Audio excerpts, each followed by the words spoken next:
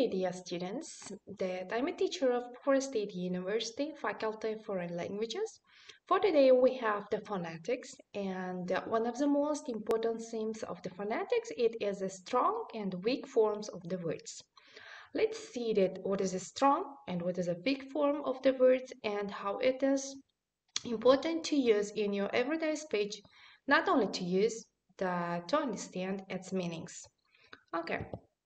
The brief information about that in this section that we'll learn strong and weak forms of two different ways of pronouncing a words. You know that in a phonetics it's important how to pronounce the word in a proper way, that in order the speaker with whom you are in a communication they will get your idea that faster, and that you would like to continue the speech, that debate or discussion in an appropriate way, of course.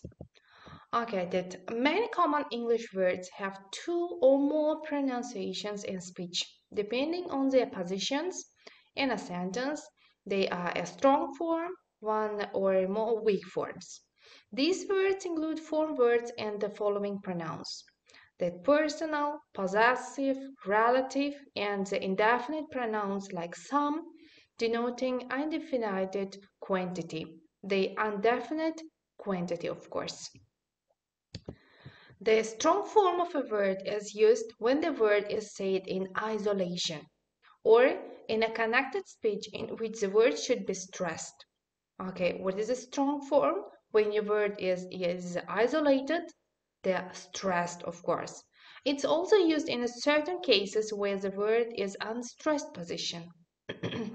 The weak form of a word are used only unstressed position. And the weak form of the words are that of much more frequent occurrence than their strong forms. The importance of learning weak forms. There are two main reasons why we should learn weak forms of the words. The first one is that most native speakers of English find all strong forms pronunciation very unpleasant. When you are the native speaker, when you have a fast speech, that rapid speech, it is a little bit that unpleasing to you to hear the strong form of the words, of course. And secondly, that learners who are not familiar with the use of weak forms are likely to have difficulty understanding native speakers. Okay, you see there are two main options of learning weak forms. The average foreigner uses far too many strong forms. It is impossible to speak English fluently unless the phenomenon of weak forms is properly understood and the use of acquired, preferable from the earliest stage. The strong forms are used in the following cases. Okay, the A1. When the word is stressed, for example, they don't believe. Do they? You see, the word is stressed and it is a strong form. You must choose us or them. You see that the word us and them are stressed and it is a strong form of the words. The next, that when the word is at the end of a sentence group or that a sentence itself, that even when they are unstressed, for example, who is on duty today, that I am. You see, am is here stressed. Who has got? Jan has. Has is a stressed form and that is a strong form of the word. That who is a teacher? The replying is you are. Are is here, you see that, and it is the stressed, and we are using again the strong form of the words. Okay, what are you looking at? You see at, that what is he waiting for? We're putting a stress. Where did you get it from? Again, you see the stressed form at, for, and from. Okay, and the third option, when we use the strong form, they are prepositions. Their preposition may have their strong forms when they are followed by an unstressed personal pronoun at the end of a sentence, group, or just a sentence. That, however, in this position, the weak form may also be used. That, for example, I'm waiting for you. You see that for, the word for is getting stress. That's why it is a strong form of the word. The next one, that's the indefinite pronoun. That's some in the meaning of a certain quantity that is always stressed and therefore pronounced as some, like a stressed form. That, for example, some of us, you see that some of us, the stressed form, and it is a strong form of the words. The adjective some, in the meaning of certain, always use its strong form, even when it is unstressed. That, for example, for some reason she is absent today. Again, you see that even the word is unstressed, it has a strong form of the word. As an adjective, in contrast to others, it's always stressed and therefore pronounced as some. Some people like it, but others don't. You see that the word some again is stressed as an adjective in contrast to the others. Some people like that, but others don't. Okay, let's see now the weak forms of the words. That a weak form of a word is generally distinguished from a strong form, of course. That first of all, by the difference in the vowel sounds, by the absence of a sound, vowel or consonant, by the difference in the length of a vowel. Let's see some examples. That, for example, are or ah, them or them, and or an or even an, or m, been or been, were or were. You see the two types of strong and weak forms of the words.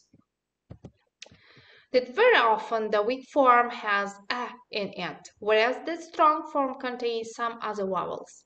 That, for example, the strong form is was, the weak form is was. The strong form is for, the weak form is for, or even fe. Or the strong form is them, the weak form is them. Strong form is to, the weak form is te. But it was too difficult for them to read it. It is a strong form.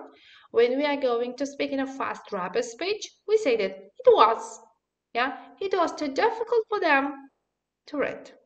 You see that there was, for, them, and to.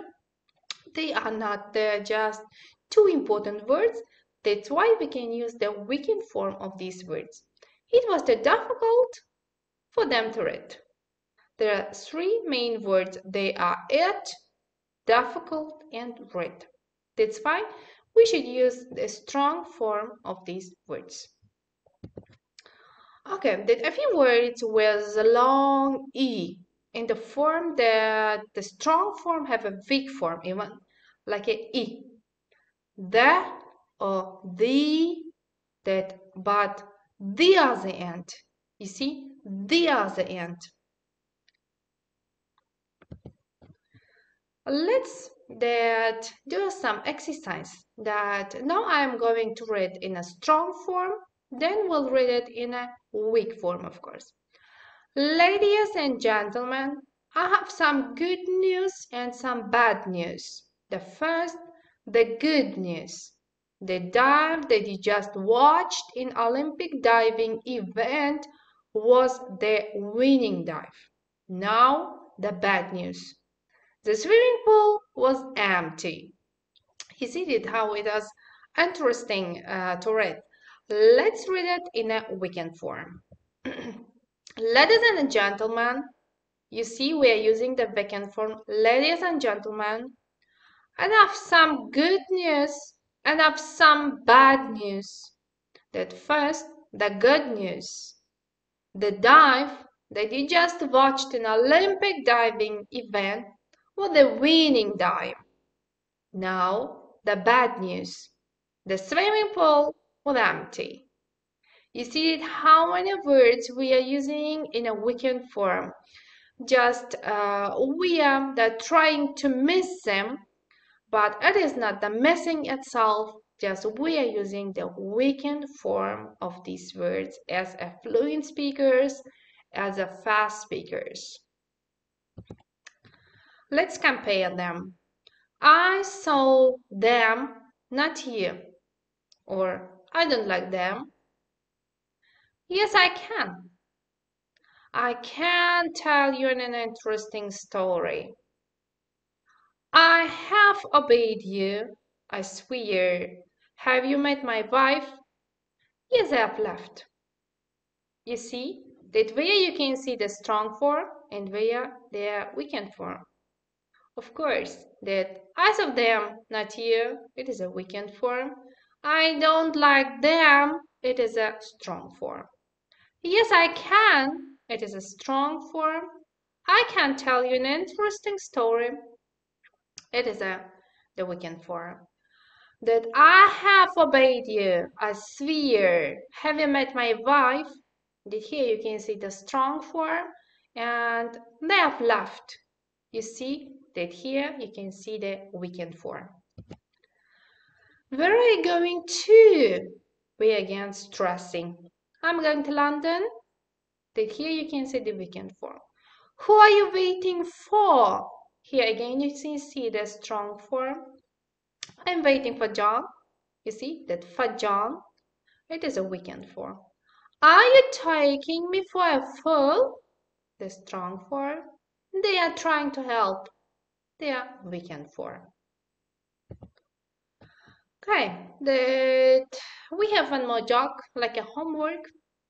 The teacher says, I'm able to read one of the essays you did for homework, but the other is very poor. The student says, yes, my mother is a much better writer than my father. You see that such kind of jokes we have, like our home task, that here you should find the weak forms of the words. We have an old musical instrument. It is called a clavichord. Yeah, it was made in Germany in 1681. That our instrument is kept in the living room. It has belonged to our family for a long time. The instrument was bought by my grandfather many years ago. Recently, it was damaged by a visitor. She tried to play jazz on it. She struck the keys too hard, and two of the strings were broken. My father was shocked. Now we are not allowed to touch it. It is being repaired by a friend of my father's. That we have just read all the words in a strong form. Now you can see that how many weakened forms of the words there may be. That we have an old musical instrument, you see, heaven. It's called, even you can see that air, you cannot pronounce the air. It was a maid, you see, was made, the living room, or has belonged to a family for a long time. The instrument was bought or that was damaged by a visitor. By visitor, you see that weekend form. She tried to play. You see, she tried to play. She struck the keys. You see, she struck the keys. The day is here missing. Heart into the strings were broken. That my father was shocked. Was shocked. You see the weekend forms. Now we are not allowed to touch and two is weekend form. It's being repaired by a friend of my friends, my father's. A and off, there you can see the weekend forms. Okay, the dean's words. Student A says, if the dean doesn't take back that what he said to me this morning, I am going to leave the college. Student B, What did he say? Student A says, he told me to leave the college. Okay, that was that all about the weakened and strong form of the words. You see, in order to speak in a fast speech, in a fluent speech, you should learn the weakened forms of the words. They are mostly the articles, prepositions, yeah, there are some modal verbs that in order to speak like a native speakers, you should learn the weakened forms of the words. And other lessons that I will try to teach you all the words which we can use in a weakened forms in order to learn, in order to speak like fluent speakers, native speakers. Good luck, my students. Have a nice day.